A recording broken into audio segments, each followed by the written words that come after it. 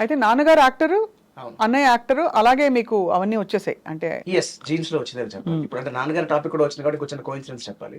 అంటే ఆ సందర్భం వచ్చింది కాబట్టి 30 ఏళ్ళు పూర్తయిందని చెప్పి నేను మా గురుగారు వెంకటేశ్వరరావు గారికి, నాగేశ్వరరావు గారికి ఇద్దరికి ఫోన్ చేశాను.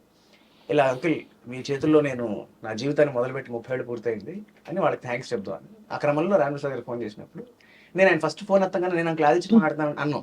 అంకుల్ నేను స్టాంపుని మాట్లాడుతాను. ఆ చెప్పరా అంటాడు ఆయన. సో అలాగా అంకుల్ ఇలాగ 30 ఏళ్ళు పూర్తయిందంటే ఆయన అవునరా తిరుపతిలో కదా అన్నాడు. అవును అంకుల్. బా 30 ఏళ్ళు అయిపోయిందా, అక్కడెక్కడ హోటల్ దగ్గర చేశాను మనం ఫస్ట్ షాట్. నేను అంకుల్ ఇప్పుడు నాకంటే అది ఫస్ట్ సినిమా. ఇప్పుడు ఎవరికైనా ఫస్ట్ సినిమా ముహూర్తం ఎక్కడ ఎప్పుడు అన్ని గుర్తుంటాయి. గుర్తుంటాయి. ఆయన అప్పటికే సూపర్ స్టార్. పైగా ఆ సినిమాలో నన్ను చాలా మంది నువ్వు రాయన్ ప్రసాద్ గారి పోటీగా యాక్ట్ చేసావు, ఆయన కన్నా బాగా చేసావు అని పాప తెలియక అనుకుంటూ ఉంటారు. నేను ఆ విషయాన్ని ఆయనతో విన్నవించాను.